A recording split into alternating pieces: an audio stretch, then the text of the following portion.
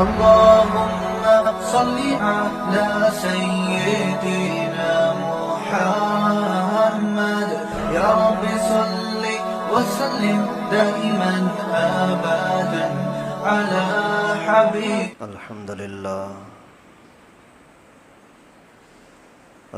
لله نحمده ونصلي ونسلم على رسوله الكريم. أما بعد فأعوذ بالله من الشيطان الرجيم. بسم الله الرحمن الرحيم.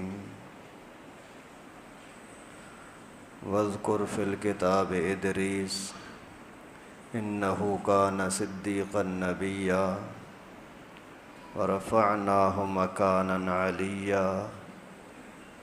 صدق الله العلی العظیم.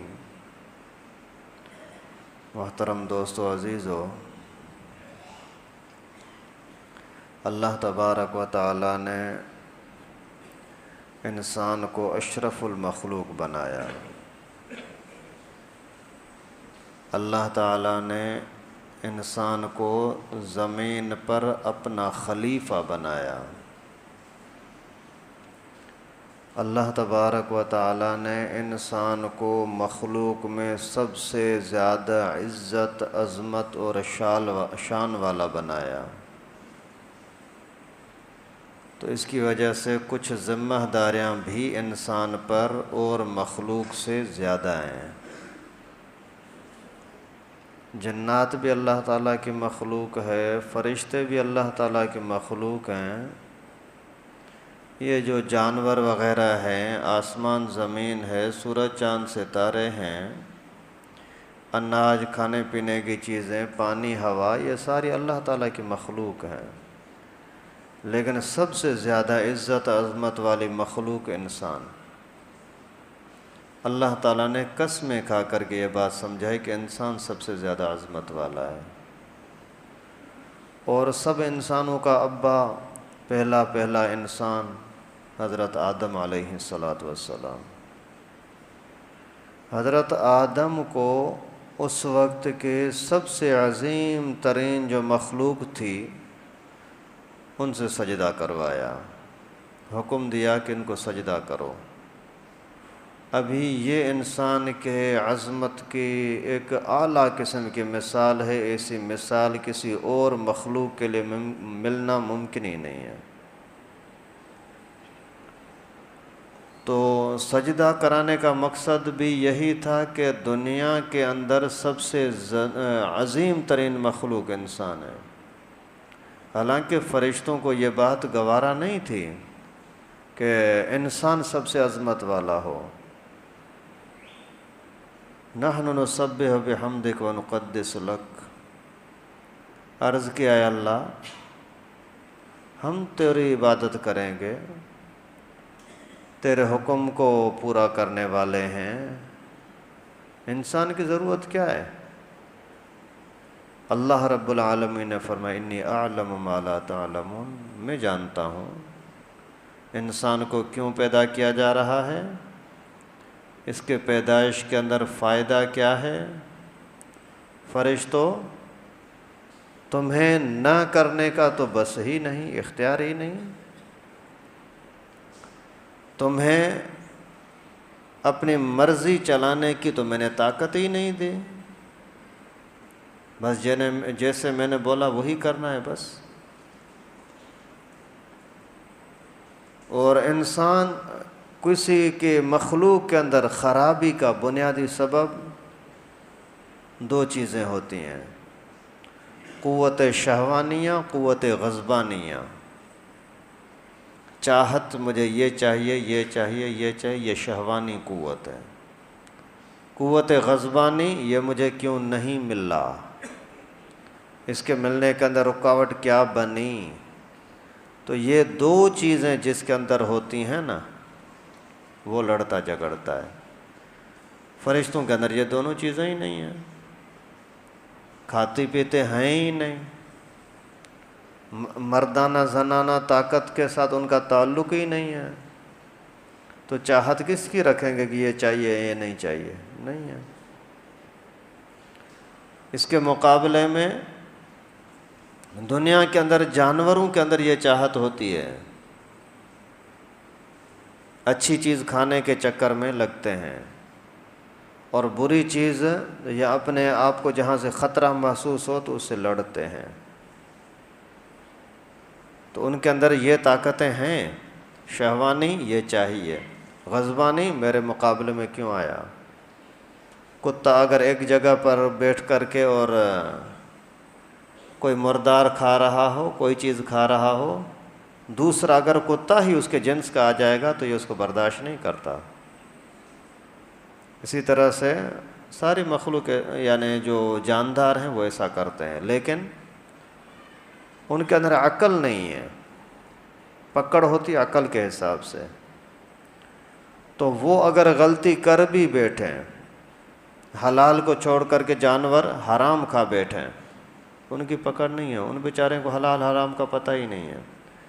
لیکن یہ عظمت جو انسان کو ملی ہے خلیفہ بننے کی وجہ سے۔ اور خلافت کیا ہے؟ خلافت کے علماء نے دو معنی کیے ہیں۔ ایک تو انسان کا خلیفہ ہے، ایک انسان اللہ تعالیٰ کا خلیفہ ہے۔ انی جاعل فی الارض خلیفہ، اللہ تعالیٰ نے فرمایا کہ میں اپنا خلیفہ دنیا میں پیدا کرنا چاہ رہا ہوں۔ تو اللہ تعالیٰ کا انسان خلیفہ ہے، مقصد کیا؟ دنیا کو چلانے والا اللہ، دنیا کو چلانے والا اللہ۔ پھر اللہ تعالیٰ نے تھوڑی حد پر لوگوں کو اختیار دیا کہ ابھی یہاں تک تم دنیا کو چلاؤ۔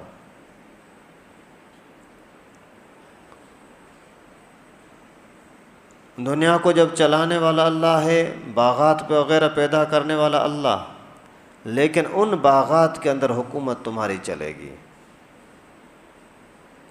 ابھی کہاں باغ لگانا ہے، کہیں نہیں لگانا، کہیں کون سا باغ لگانا چاہ رہے ہو، کہاں کون سا لگانا چاہ رہے ہو، یہ تمہاری مرضی چلے گی۔ پانی پیدا کیا اللہ تعالیٰ نے، لیکن آپ خلیفہ بن کر کے ان کے رخ تبدیل کرو۔ ابھی اس کو آپ سندھ کی طرف سندھو دریا کو لے جاؤ، اس کی طرف دریا جہلم کو لے جاؤ، اس دریا کو ادھر لے جاؤ، یہ دریا دجلہ ہے، یہ دریا فرات ہے، دریا نیل ہے، یہ سمندر ہے۔ یہ سارے پھر اللہ تعالیٰ نے ایک بنا تو دی ہے، لیکن اس کا رخ پھیرنے کے لیے، ادھر ادھر لے جانے کے لیے یہ پھر انسان کو اختیار دیا ہے۔ تو یہ اللہ تعالیٰ کا خلیفہ ہے، اس وجہ سے اللہ تعالیٰ کے نظام کے اندر، دنیا کے اس چیزوں کے اندر انسان اپنی حکومتیں چلاتا ہے، اپنے گھر کے اندر حکومت چلاتا ہے، مکانات بنانے کے اندر اپنی مرضی چلاتا ہے۔ اور اسی طریقے سے خلیفے کا مقصد یہ ہے کہ اللہ تعالیٰ کا جو پسندیدہ دین ہے وہ دین لوگوں تک پہنچاؤ، لوگوں پر وہ دین نافذ کرو۔ یہ ہے خلیفے کی معنی جب انسان اللہ کا خلیفہ ہے۔ اور پھر حضرت ابو بکر صدیق رضی اللہ تعالیٰ عنہ، حضرت عمر، عثمان، علی، یہ بھی خلیفے ہیں، لیکن یہ خلیفے پھر رسول اللہ صلی اللہ علیہ وسلم کے، یعنی انسان دوسرے انسان کا خلیفہ۔ میں اپنے ابو کا خلیفہ، میرا بیٹا میرا خلیفہ، اسی طرح سے یہ خاندان کا جو سلسلہ چل رہا ہوتا ہے یہ بھی خلافت ہے۔ اس خلیفے کی معنی ہے ایک دوسرے کے پیچھے آنے والے، پہلے والے کا نظام میں چلا رہا ہوں، میرے بعد میرے اولاد میں سے کوئی چلائے گا، یہ خلافت۔ تو اللہ تعالیٰ نے سب سے زیادہ اشرف المخلوق اور عزت دی انسان کو۔ پھر جب انسان کو دنیا کے چلانے کا اختیار دیا گیا تو اپنے دماغ سے چلائے گا یا بنانے والے اللہ کے نظام سے چلائے گا، اللہ کے قانون سے چلائے گا؟ اسی کے اندر انسان بھٹکتا ہے۔ جب آدمی کمزور ہوتا ہے نا تو محتاج ہو کر کے دوسروں کے پیچھے چلتا رہتا ہے، لیکن جب اپنے پر نکلتے ہیں نا، جب طاقت آتی ہے نا، پھر مستیاں کرتا ہے، نہیں اس کی ضرورت نہیں ہے، اس کی ضرورت نہیں ہے۔ کیوں ایسا کرتے ہیں؟ کہ ابھی اس کے اندر تکبر آ گیا۔ پھر تکبر کی وجہ سے وہ پھر اپنی منانے کی کوشش کرتا ہے اور کسی اور کو اپنا بڑا نہیں سمجھتا، اپنے دماغ کو سب کچھ سمجھتا ہے۔ تو پھر اللہ تعالیٰ نے اس بات کو کنٹرول میں رکھنے کے لیے، حد میں رکھنے کے لیے استاذوں کا انتظام کیا. ان استاذوں کا نام ہے انبیاء کرام. تو ان انبیاء کرام نے آ کر کے بتلایا ہمیں کہ آپ کو کس طرح سے خود اپنے آپ کو چلانا ہے، اوروں کے ساتھ کیا برتاؤ کرنا ہے، اور اللہ تعالیٰ کے قانون اور حدود کیا ہیں، کس کام کے اندر آپ کو پڑھنے کی اجازت ہے، کس میں نہیں، کون سا جائز کون سا ناجائز، کون سا اللہ تعالیٰ کا محبوب راستہ، کون سا اللہ تعالیٰ کا مبغوض راستہ، نفرت والا. ابھی جو میں نے آیت کریمہ تلاوت کی، اس میں اللہ تعالیٰ نے حضرت ادریس کا ذکر فرمایا ہے. حضرت ادریس علیہ السلام کو ادریس اسی وجہ سے کہتے ہیں کہ درس کے لفظ سے لیا ہے. درس کی معنی ہوتی ہے پڑھنا پڑھانا. آ جاؤ بھائی درس میں بیٹھ جاتے ہیں، اور قرآن کا درس، حدیث کا درس، فقہ کا درس، منطق کا درس، نحو کا درس اور فلکیات کا درس. یہ درس معنی سیکھنا، سکھانا، پڑھانا. اللہ کے نبی حضرت ادریس کا نام ہی پڑ گیا درس والا استاد، درس والا اللہ کا نبی. وَاذْكُرْ فِي الْكِتَابِ ادریس. آپ قرآن پاک میں ادریس کا تذکرہ دیکھیں، سنیں. انہو کان صدیقا نبیا، صداقت والا تھا، سچا تھا.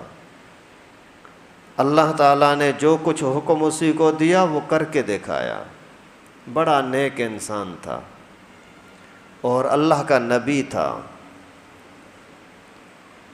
اور اللہ تعالیٰ نے اس کو بڑا مقام عطا کیا تھا. یہ حضرت آدم علیہ السلام کے بعد قریب ہی جو نبی انبیاء کرام آئے تھے ان میں سے حضرت ادریس علیہ السلام بھی ہیں. حضرت نوح علیہ السلام سے بھی پہلے. حضرت ادریس کو اللہ تعالیٰ نے دنیا کا دین سکھانے کے ساتھ ساتھ دنیا کی چیزیں سکھانے کا بھی حکم دیا تھا. ابھی تک حضرت ادریس علیہ السلام تک لوگوں کو کپڑے کا کچھ پتہ نہیں ہوتا تھا. کپڑا کیا ہوتا ہے، دھاگا کیا ہوتا ہے. پھر اس نے اپنی زندگی کے اندر یہ فن ایجاد کیا. اللہ تعالیٰ نے وحی کے ذریعے سے بتلایا کہ روئی کی کاشت کرو. روئی کی کاشت ہوئی اور پھر اسی کو دھاگا بنایا، پھر بنائی کر کے اور کپڑا بنایا. کپڑا پورا بن گیا، پھر اسی کے سلائی کر کے اور پہننے کے لائق بنانا، یعنی درزی کا کام کرنا، کپڑا بنانا، یہ سارا حضرت ادریس علیہ السلام کا کام تھا. باقی پہلے جو 1000-2000 سال کا زمانہ گزرا اس میں کیا ہوا، وہ پھر جانوروں کے کھالیں، چمڑے وہی استعمال کرتے تھے. آج کے زمانے میں بھی چمڑے کی بہت بڑی قیمت ہے. یہ جو بڑے بڑے جیکٹ آتے ہیں، مہنگے ترین جیکٹ، وہ چمڑے کے ہوتے ہیں. چپل وغیرہ وہی چمڑے کی ہوتی ہیں. اس زمانے کے اندر بھی چمڑے ہی کو استعمال کیا جاتا تھا. لیکن حضرت ادریس علیہ السلام نے سلائی سکھائی، درزی کے کام کی بنیاد ڈالی. اسی طریقے سے پھر ابھی تک جو ایک دوسرے کے ساتھ بات چیت ہوتی تھی وہ صرف زبانی ہوتی تھی، سنا سنایا بس. سب سے پہلے انسان، سب سے پہلے بنی آدم کا فرد جس نے دنیا کو ایک دوسرے کی طرف پیغام بھیجنا اور لکھ کر کے کوئی بات سمجھانا، قلم کے ذریعے سے لکھنا، یہ بنیاد ڈالنے والے حضرت ادریس علیہ السلام ہیں. ان سے پہلے لکھنے کا رواج نہیں تھا، قلم کا رواج نہیں تھا. قلم کیا ہوتا ہے، سیاہی اٹھانا، پھر کسی چیز پر لکھنا، اس طریقے سے یہ سلسلہ آج سے تقریباً 7000 سال پہلے. کچھ علماء لکھتے ہیں کہ حضرت آدم علیہ السلام کو آج سے 8000 سال کا زمانہ گزرا ہے، تو اس حساب سے آج سے 7000 سال پہلے کی بات ہے. اور اسی طریقے سے پھر اس زمانے کے اندر ایک بڑا فتنہ تھا قابیل کا. ہر زمانے کے اندر فتنے ہوتے ہیں نا. پہلی بنیادی جو شرارتیں ڈالنے والی شخصیت اور فتنہ ڈالنے والا بندہ وہ قابیل تھا، اللہ کے نبی کا بیٹا ہے، حضرت آدم علیہ السلام کا۔ حابیل اور قابیل کا آپس میں اختلاف ہوا۔ نظام یہ تھا کہ ابو کا کہنا یہ تھا کہ قابیل دوسری لڑکی کے ساتھ شادی کرے گا، حابیل دوسری لڑکی کے ساتھ۔ قابیل نے بولا کہ نہیں، یہ لڑکی اچھی ہے جو حابیل کو مل رہی ہے، اس کے ساتھ تو میں شادی کروں گا۔ ابھی اسی عشق بازی میں آ کر کے، شہوانی طاقت میں مست ہو کر کے، مجھے یہ چاہیے، اسی میں مست ہو کر کے اس نے اللہ کے نبی کی نافرمانی کی، حوا اور آدم علیہم السلام ماں اور باپ کی نافرمانی کی، اور اتنے قدر شیطان کے چکر میں آ گیا، ابلیس کے جال میں ایسے عجیب انداز سے پھنسا کہ اسی کو حلال حرام کی، ماں باپ کی کوئی پرواہ ہی نہیں رہی۔ جا کر کے قوت غضبانیہ کی وجہ سے بھائی کو قتل کر دیا، حضرت حابیل کو۔ قوت شہوانی کی وجہ سے لڑکی کو اٹھا کر کے بھاگ گیا، اور جا کر کے انہوں نے وہی ناجائز تعلقات کی وجہ سے ناجائز اولاد ہوئی۔ نتیجہ یہ ہوا کہ حرام کے ذریعے سے جو حرام کے بچے آتے ہیں نا، تو ان کو پھر حلال کی، نیکی کی، دین کی یہ توفیق نہیں ملتی۔ آخر یہ پھر چلتے چلتے ایک پورا فتنے باز، ایک سازشی ٹولہ پیدا ہو گیا، جو ہر وقت لوٹ مار بھی شروع کی، قتل و غارت بھی شروع کی، اور مار دھاڑ بھی شروع کی، شریعت کے بھی خلاف، ماں باپ کے خلاف، مادر پدر آزاد۔ تو حضرت ادریس علیہ السلام نے اپنے زمانے کے اندر اسی قابیلی فتنے کو کچلنے کے لیے ہتھیار کی بنیاد بھی حضرت ادریس نے ڈالی۔ ابھی تک لوگوں کے پاس ہتھیار نہیں ہوتے تھے، بس جو طاقتور ہوتا دوسرے کو کچل دیتا۔ تو حضرت ادریس علیہ السلام نے اپنی حفاظت کے لیے پھر ہتھیار بھی دنیا کو دیا۔ اللہ تعالیٰ نے خود ہتھیار کی عظمت کو بیان کیا، یہ تمہاری حفاظت کا ذریعہ ہے۔ ابھی چند سال پہلے کی بات ہے، یہاں ہمارے پاکستان کے اندر بھی یہ باتیں چلی تھیں، پارلیمنٹ کے اندر، جب یہ قتل و غارت بہت زیادہ ہو رہی تھی، اس زمانے میں گینگ وار کا زمانہ تھا، تو خود قاتل جماعت نے وہاں بل پیش کیا پارلیمنٹ کے اندر کہ پاکستان میں عوام سے ہتھیار چھین لیں۔ سب نے بولا بہت اچھی بات ہے، پاکستان کی سب تنظیموں نے بولا کہ ہاں اچھی بات ہے، آپ ہتھیار چھین لو۔ غیر مسلح پاکستان، لیکن ہمارے مولویوں نے نہ مانا، کیونکہ انبیاء کرام کی تعلیم کو جانتے ہیں نا، عزت کو، غیرت کو، شرافت کو، اپنے عزت و ناموس کی حفاظت کو علماء جانتے ہیں۔ اللہ تعالیٰ نے جس چیز کو پیدا کیا ہے بغیر حکمت کے پیدا نہیں کیا۔ تو ایک طرف پوری پارلیمنٹ، ایک طرف چند مولوی۔ خیر اصل جیت ہوتی ہے دلیل کی، اکثریت کی جیت نہیں ہوتی۔ ایک طرف اکثریت ہے، سارے چرسی ہیں، ہیرو نہیں ہیں، ایک طرف ایک ہی بندہ ہے لیکن بات مضبوط ہے، تو اس بات کی مضبوطی کو دیکھا جاتا ہے، لوگوں کی اکثریت کو نہیں۔ پیغمبر کریم کے مقابلے میں اکثریت کافروں کی تھی، دلیل مضبوط اللہ کے نبی کی تھی۔ حضرت موسیٰ علیہ السلام کے زمانے میں اکثریت فرعونیوں کی تھی، دلیل مضبوط حضرت موسیٰ علیہ السلام کی تھی۔ خیر تو یہاں جب سب نے دلیلیں دی، یار ابھی میڈیا پر شور مچایا، مولوی دیکھو دہشت گرد، مولوی ایسی باتیں کرتے ہیں، ہتھیار لوگوں کے پاس ہونا چاہیے، تو ہمارے بزرگوں نے دلیل دی، فرمایا کہ آج تک آپ دہشت گردوں پر کنٹرول نہیں کر سکے، دہشت گرد آپ کی گرفت میں نہیں ہے، جب چاہتے ہیں جہاں چاہتے ہیں چلے جاتے ہیں، لوگوں کو مارتے ہیں، قتل کرتے ہیں، عزتیں لوٹتے ہیں، پیسہ لوٹتے ہیں، سارا کچھ ہو رہا ہے۔ اور جو لائسنس والا ہتھیار ہے وہ شریف لوگوں کے پاس ہے، شریر لوگوں کے پاس وہ تو لائسنس کی پرواہ ہی نہیں کرتے، شریف لوگ لائسنس والا رکھتے ہیں اور آپ ان سے چھیننا چاہ رہے ہو۔ مقصد یہ ہے آپ کا ظالم لوگوں پر کنٹرول بھی نہیں ہے، شریف لوگوں سے ہتھیار بھی چھین لیا، مطلب آپ غریب لوگوں کے عزتیں لٹوانے کے لیے ان کو راستہ دے رہے ہو کہ بدماش لوگوں کو پتہ ہوگا کہ گھر کے اندر یقیناً ہتھیار نہیں ہے، جب چاہیں جس گھر کے اندر گھس جائیں، کسی عورت کو لے کر کے چلے جائیں، مال کو لے کر کے چلے جائیں، لوٹ لیں، چوری کر لیں، جو کچھ کریں، آپ ظالموں کے لیے راستہ کھول رہے ہو۔ جب دلیل مضبوطی آ گئی تو فبہت الذی کفر، سارے ہکے بکے رہ گئے، واقعی بات صحیح ہے۔ اور اللہ معاف فرمائے، اگر یہ ہو جاتا تو پھر کون اپنی عزت بچا سکتا تھا؟ ظالموں کو وہ پکڑ نہیں سکتے، اور غریبوں کو پاس جو اپنی حفاظت کی چیز ہے وہ بھی چھین رہے ہیں۔ تو خیر حضرت ادریس علیہ السلام نے قابیل کے لوگوں کو اسی جتھے، سازشی جتھے کو سے اپنے آپ کو بچانے کے لیے، مظلوم لوگوں کو بچانے کے لیے ہتھیار کی بھی بنیاد ڈالی اور ان کا مقابلہ کیا الحمدللہ۔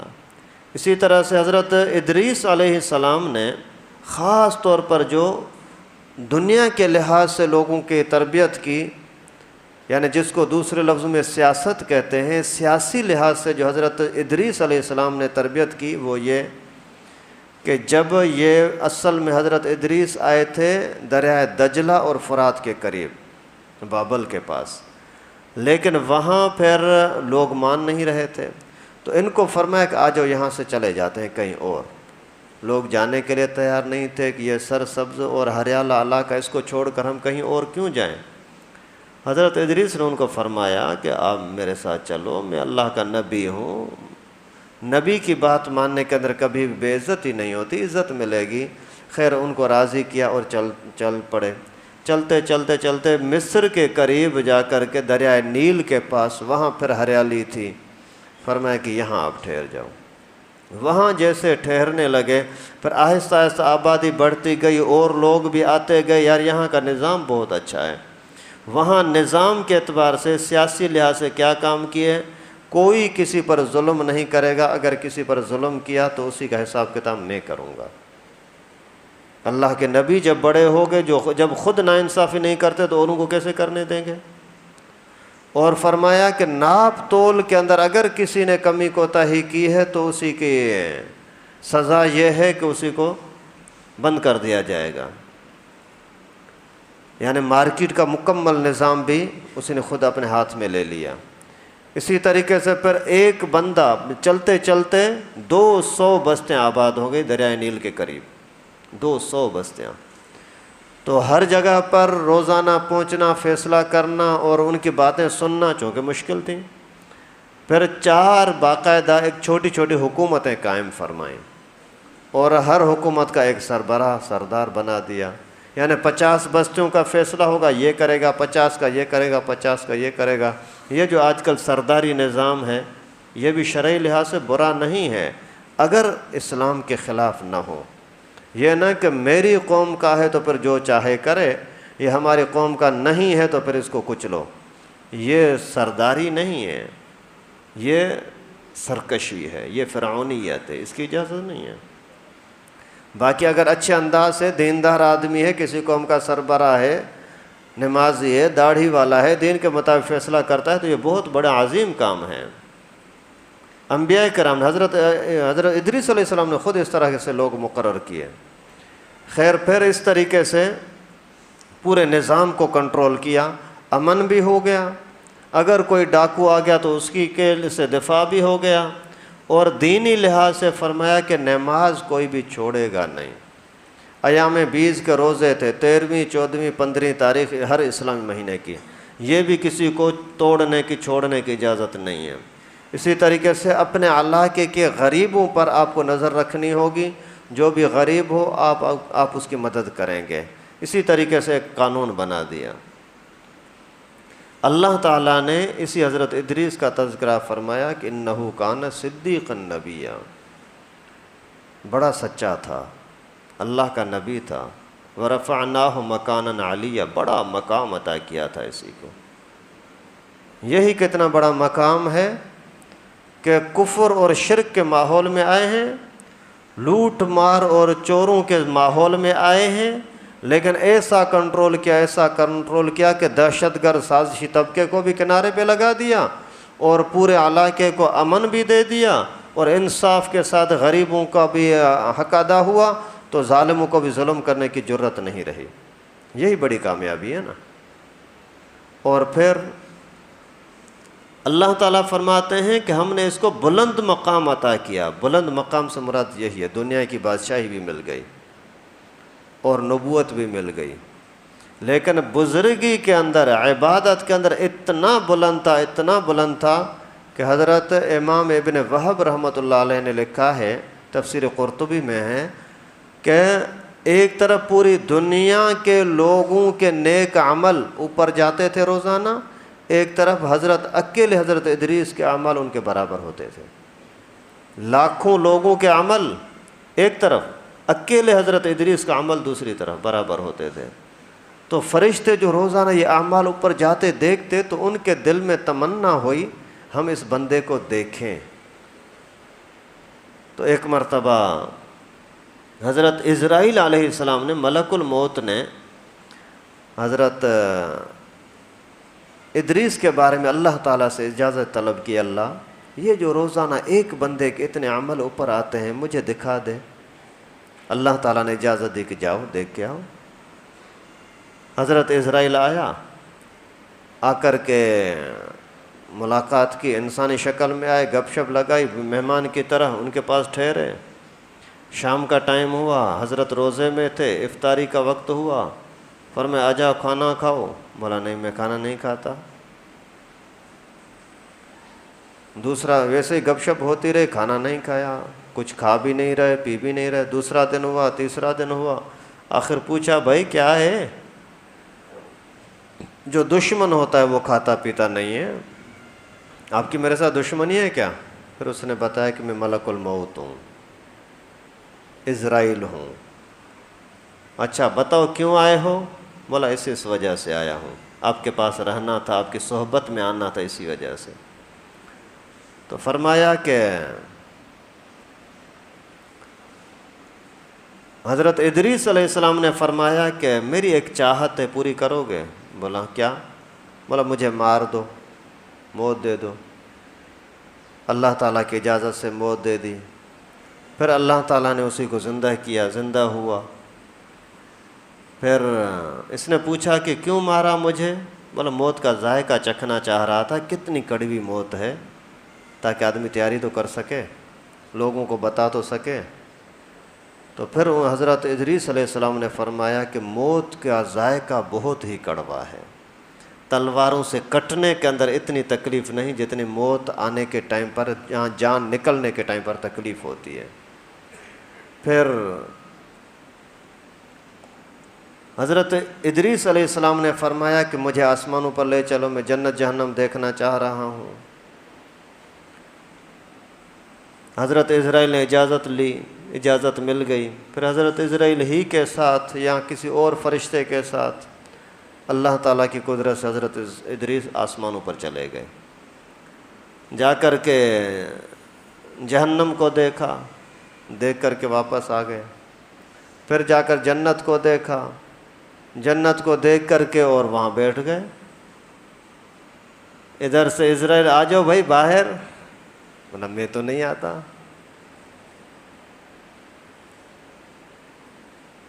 حضرت عزرائیل علیہ السلام نے اللہ تعالیٰ سے عرض کیا اللہ یہ کیا، یہ واپس نہیں آ رہا۔ تو حضرت جب پوچھا کیوں نہیں آ رہے ہو، فرمایا کہ باہر جانے میں موت آتی ہے، اور موت کا ذائقہ تو میں نے پہلے سے چکھ لیا، کل نفس ذائقۃ الموت، میں مر چکا ہوں۔ اور جہنم کو بھی میں نے دیکھ لیا کہ اس کا نظارہ بھی سامنے ہو گیا، اور میں نے جنت کے اندر آیا ہوں، اور اللہ تعالیٰ کا قانون ہے جنت میں آنے کے بعد کوئی نکلتا نہیں ہے۔ تو اللہ رب العالمین نے فرمایا کسی کو یہیں رہنے دو۔ پھر اللہ تعالیٰ نے اس کو آسمانوں پر ہی ٹھہرا دیا۔ اور حدیث شریف میں آتا ہے رسول اللہ صلی اللہ علیہ وسلم جب معراج پر جا رہے تھے تو وہاں آسمانوں پر حضرت ادریس کے ساتھ ملاقات بھی ہوئی تھی۔ تو اللہ تعالیٰ کے پیارے بندے، پیارے نبی، ان کے دنیاوی زندگی کو اللہ تعالیٰ نے قرآن میں بیان کیا ہے۔ کیوں؟ آخر کیا مقصد ہے؟ ویسے ہی قصے ہیں، ہمیں سننے سمجھنے کے لیے، ان کی تربیت اور تعلیم سے سبق حاصل کرنے کے لیے۔ انہوں نے حکم دیا کہ نماز کی پابندی کرو، اچھائی کو اپناؤ، آپس میں صلح کرو، بدامنی کو ختم کرو، دشمن ظالموں سے مقابلہ کرو۔ یہ ساری چیزیں اگر ہمارے اندر ہیں تو سمجھو کہ انشاءاللہ ہم بھی آخرت کی رسوائیوں سے بچ سکتے ہیں۔ قیامت کے دن جو جماعتیں بنے گی نا، اگر ہم نے انبیاء کرام کی تابع داری کی تو پھر انبیاء کرام ہی کے راستے پر ہمیں جانے کی توفیق ملے گی۔ لیکن اگر ہم نے جن چیزوں سے اللہ کے نبیوں نے روکا ہے، اگر ان کاموں پر چل پڑے تو پھر انجام فرعونیوں کے ساتھ، نمرود کے ساتھ اور یہودیوں کے ساتھ، عیسائیوں کے ساتھ، جہنمیوں کے ساتھ انجام ہوگا۔ اللہ تعالیٰ سے دعا ہے کہ اللہ پاک ہم سب کو، ہمارے مسلمان بچوں کو، نوجوان نسل کو ہر طرح کے سازشوں سے، فتنوں سے اور اسلام کے دشمنی سے، جہالت سے بچنے کی توفیق نصیب فرمائے۔ وآخر دعوانا ان الحمدللہ رب۔ لائک کریں ہمارے چینل کو اور سبسکرائب کریں اور بیل آئیکن کو دبانا نہ بھولیں۔